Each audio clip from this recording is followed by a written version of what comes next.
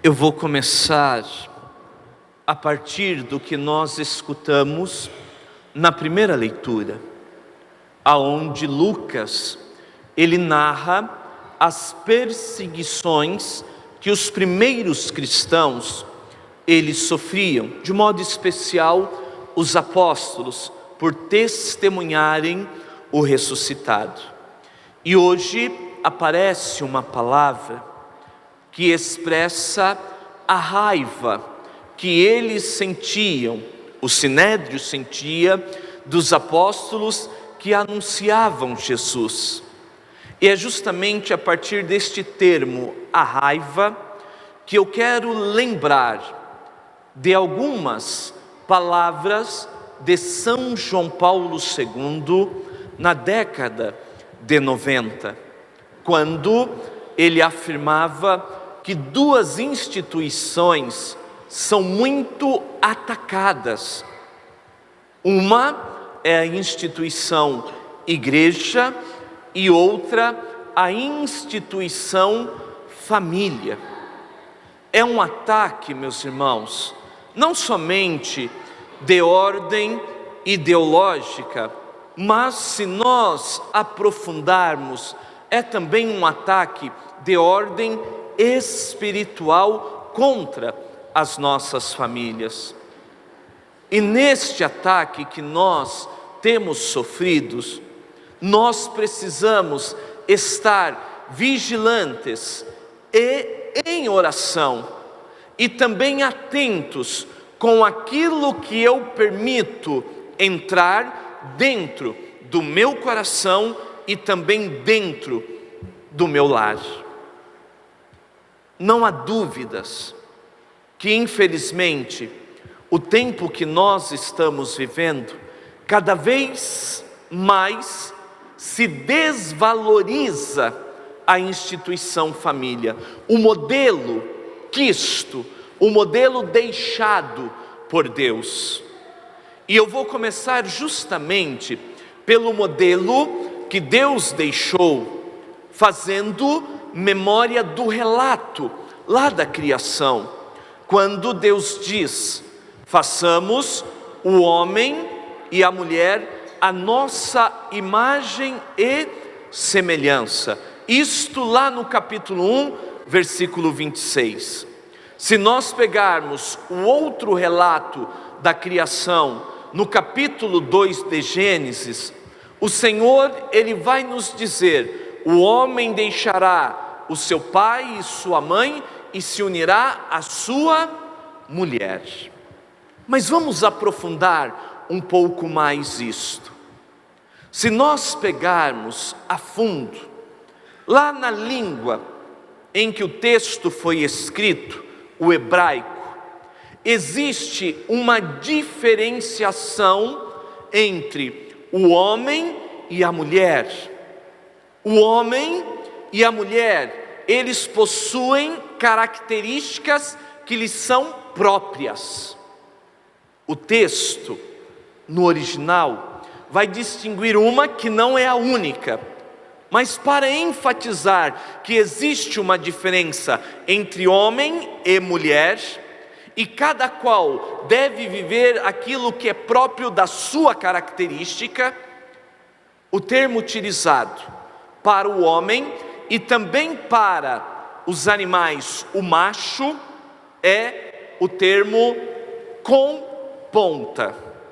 Eu não preciso dizer mais nada. E a mulher, a sem ponta, para diferenciar que Deus, ele cria de forma perfeita aquilo que é próprio do homem e da mulher em suas diferenças. Então não dá para o homem ser mulher e a mulher ser homem. Hoje, em nome de uma cultura, estão querendo dizer que a natureza está errada.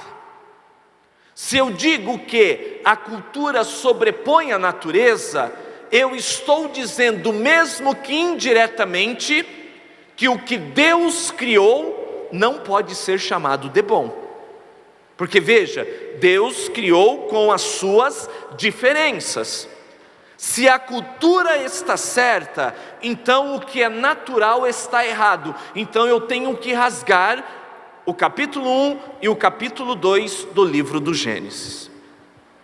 Nós não podemos acreditar que o que Deus fez foi bom, já que a nossa sociedade atual, de forma, massacrante, ideológica, querem impor que existe um outro tipo de modelo de família, não aquele modelo que Deus deixou e que Deus quer em sua infinita sabedoria. Percebam, meus amados irmãos e irmãs, que viver hoje a estrutura familiar como Deus quer, parece que tem se tornado algo ultrapassado. Tem que seguir a onda, tem que seguir o momento, tem que seguir, me desculpe expressar desta forma, estas malditas ideologias que tanto têm destruído as nossas famílias. Nós precisamos, com coragem, assumirmos o projeto de Deus e termos a ousadia de testemunharmos, como cristãos católicos que somos, como vicentinos que somos, o verdadeiro modelo de família do qual Jesus se dignou nascer. José e Maria, homem e mulher. Perceba, o homem deixará o seu pai e a sua mãe e se unirá à sua mulher. E aí está a beleza do casamento, na diferença própria do homem e da mulher. Ambos se completam no amor.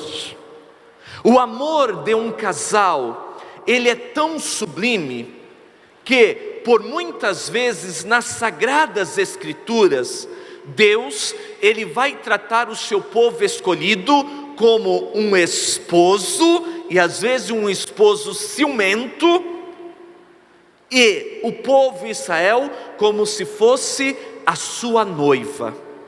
O próprio Jesus, ele vai utilizar esta comparação, se colocando como o esposo e a sua igreja como a sua esposa. E nós poderíamos comparar, meus irmãos, o relato da criação com Jesus no alto da cruz.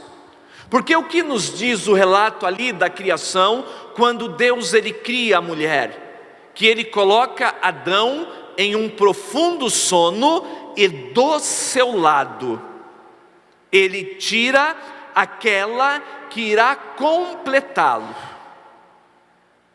Jesus, no alto da cruz, no seu sono de morte, o novo Adão, também do seu lado é retirado a sua esposa, a igreja. Portanto, o amor vivido entre um homem e uma mulher pelos laços do sacramento pode sim, neste sentido, ser comparado ao amor de Deus, porque é um amor doação. Assim como Jesus se doou na cruz pela nossa salvação, pela sua esposa a igreja, nós somos chamados a doarmos uns aos outros no amor. De um modo especial, aqueles que são casados. Esta doação, meus irmãos, mais do que a doação física, no momento de intimidade que o casal ali tem, mais do que um encontro de dois corpos, é o encontro daquilo que é mais íntimo, é o encontro da alma, e é um encontro tão profundo que se torna também um encontro com Deus.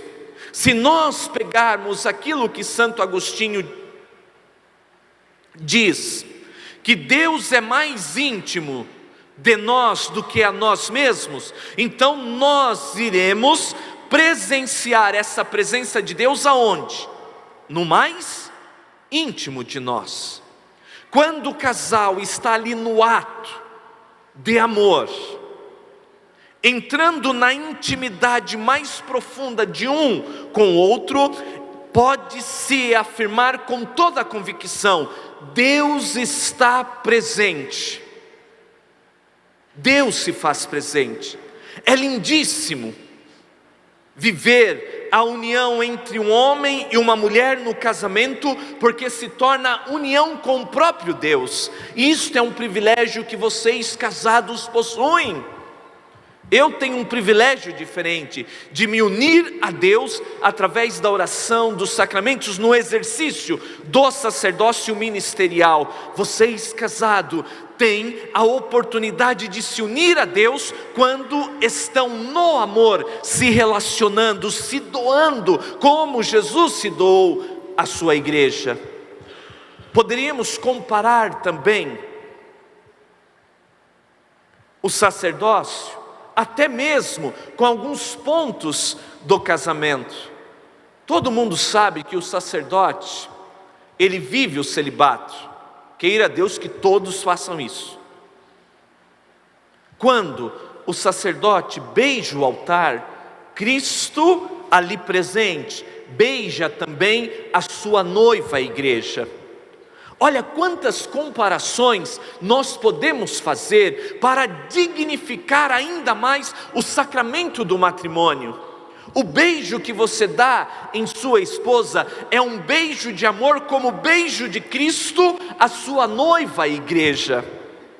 Foi Deus quem dignificou e elevou o sacramento do matrimônio a um sacramento belíssimo, que deve ser vivido em Deus, portanto valorizado por nós cristãos católicos, mas valorizado do jeito certo. O sacramento do matrimônio, ele só acontece entre um homem e uma mulher. Com todo o respeito àqueles que queiram fazer diferente, ideologicamente, respeito às pessoas, mas como cristão católico e como sacerdote, eu não sou obrigado a concordar com uma ideologia. Até porque, se nós formos honestos intelectualmente, nós iremos presenciar na sociedade e no mundo cada vez mais uma decadência moral e, digo, meus irmãos, um grande risco que a humanidade está correndo. Sabe por quê?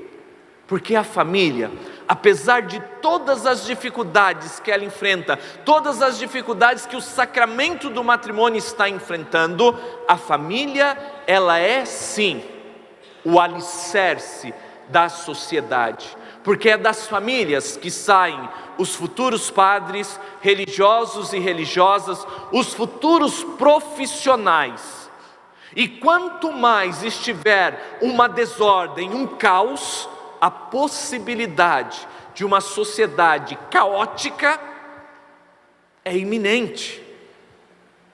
Isto é lógica.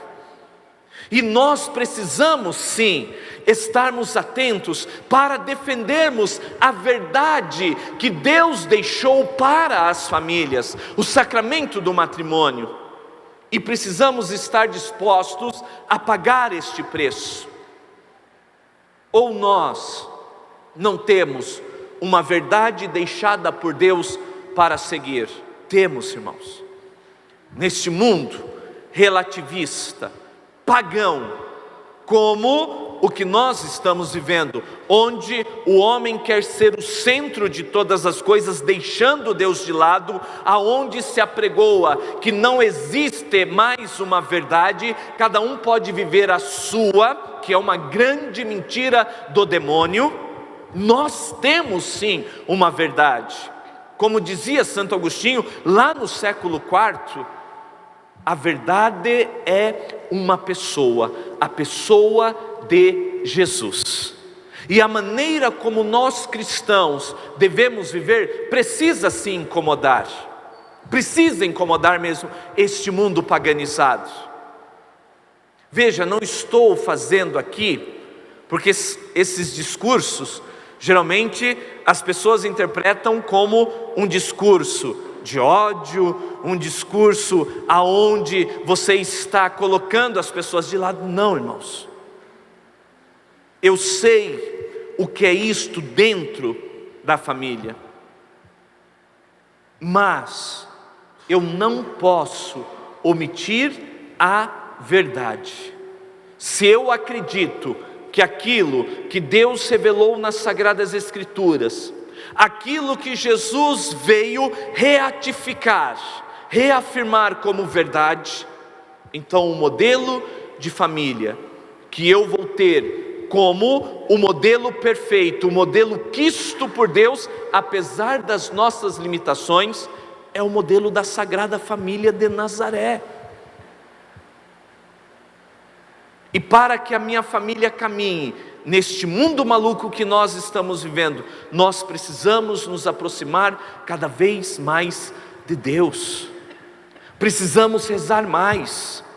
Precisamos, irmãos, lutar mesmo pelos nossos. Eu tenho a maior parte da minha família que eu preciso continuar lutando, e eu não sei se vou ver os meus sobrinhos, agora sobrinhos netos, caminhando dentro da igreja ou caminhando com Jesus, mas eu creio, eu vou continuar lutando, eu vou fazer a minha parte, porque eu creio em Jesus. E como diz a promessa lá de Atos dos Apóstolos, no capítulo 16, 31, crê no Senhor Jesus e será salvo tu e a tua família. E isso nós podemos colocar também para os casais. Creia, para que o teu casamento seja salvo, para que o teu casamento não venha a ruir, porque as facilidades deste mundo, das ideologias, apontam sempre um caminho de porta larga. Jesus, ele não disse que caminhar com ele, viver o que ele nos pede seria fácil, mas ele também não disse que seria impossível. E nós precisamos ser os primeiros a valorizarem a família. Precisamos, irmãos. E é urgente. É urgente o convite que Deus está fazendo a nós cristãos. Vou terminar com um índice que está cada vez mais alarmante no mundo.